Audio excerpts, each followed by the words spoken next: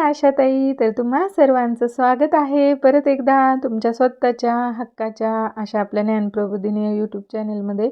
तर मैत्रिणींनो, हा जो काही डिसेंबर 2025 जो काही महिना चालू आहे, तर त्यातील जे काही आशांच्या दृष्टीने अतिशय महत्त्वाचे मुद्दे असतील किंवा अतिशय महत्त्वाचे प्रश्न उत्तर वगैरे असतील किंवा अत्यंत महत्त्वाचे टॉपिक आपण ज्याला म्हणू शकतो की ज्याच्याशिवाय आशांचा हा डिसेंबर महिना निरर्थक असेल, तर अशा या महत्त्वपूर्ण घटकांची माहिती तुम्हाला या व्हिडिओच्या माध्यमातून मिळणार आहे. हा व्हिडिओ 3-4 टप्प्यांमध्ये बनणार आहे. हा पहिलाच व्हिडिओ आहे.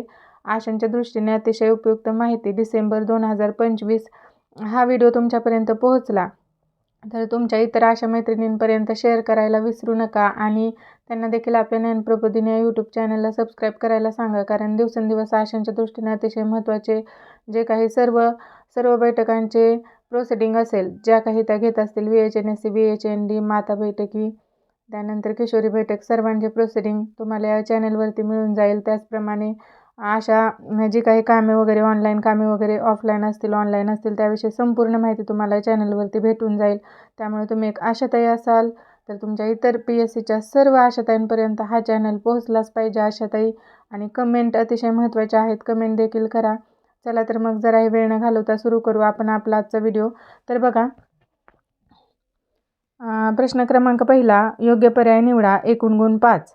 तर बघा, समाजात आशाने काम उत्तम रीतीने करण्यासाठी खालीलपैकी कोणत्या कौशल्यांची गरज असते? तर पर्याय क्रमांक 1 आहे नेतृत्व, संपर्क, निर्णय क्षमता आणि वरील सर्व.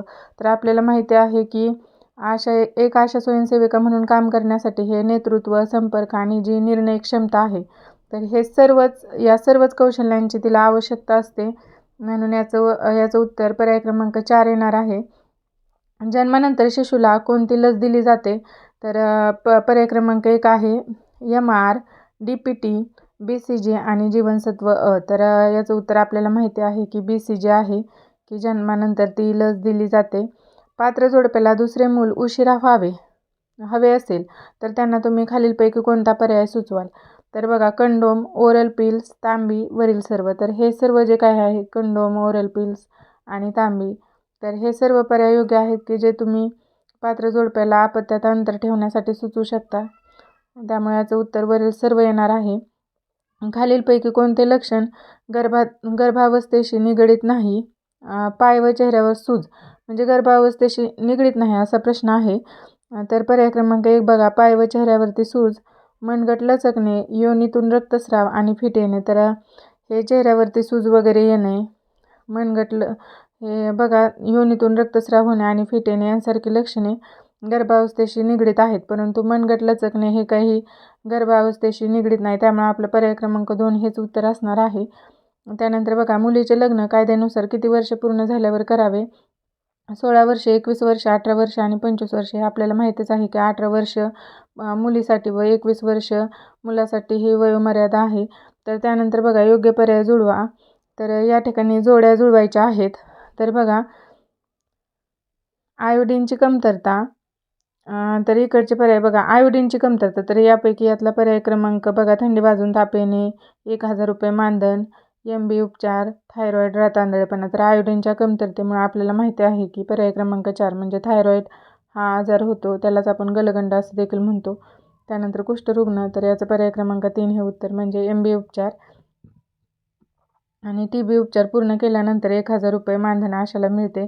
जीवनसत्वाची कमतरता, तर जीवनसत्वाच्या कमतरतेमुळे रातआंधळेपणा हा आजार होतो आणि हिवताप, थंडी वाजून ताप येणे. तर हे प्रश्न व्यवस्थित तुम्ही बघून घ्या. क्लिअरिटीमध्ये माझ्या मोबाईलमुळे प्रॉब्लेम आहेत, परंतु वॉईस क्लिअर आहे आशाताई. वॉईसवरून देखील तुम्ही जे काही गोष्टी तुम्हाला दिसत वगैरे नसतील तर त्या घेऊ शकता. तुम्ही जर अशीच साथ वगैरे दिली तर लवकरच नवीन मोबाईल देखील घेतला जाईल. परंतु त्यासाठी हा व्हिडिओ जास्तीत जास्त लोकांपर्यंत शेअर होणं आणि आपल्या ज्ञानप्रबोधिनी चॅनलला सपोर्ट मिळणं आवश्यक आहे. तर बघा, प्रश्न क्रमांक 3, चूक की बरोबर? 50% बालमृत्यू कुपोषणामुळे होतात. तर हे बरोबर विधान आहे. हिवताप क्युलेक्स डासापासून होतो. हे चुकीचं आहे, कारण क्युलेक्स या डास जर चावला तर आपल्याला हत्तीरोग होतो. त्यामुळे हे विधान चुकीचं आहे. तर त्यापुढे बघा, कुष्ठरोग हवेमार्फत पसरतो, हे देखील चुकीचं विधान आहे. साधारण सर्दी खोकला घरगुती उपायाने बरा होतो.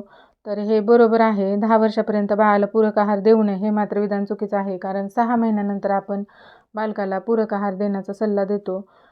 व्हिडिओला कमेंट येणं, जर तुम्हाला पुढचा व्हिडिओ हवा असेल, या पुढचे जर प्रश्नांची उत्तरे हवी असतील तर तसं कमेंटमध्ये नक्की पाठवा. फक्त असं पाठवा की पुढचा व्हिडिओ हवा आहे. आणि हा व्हिडिओ जास्तीत जास्त लोकांपर्यंत शेअर करा आणि लाईक करायला विसरू नका. धन्यवाद ताई.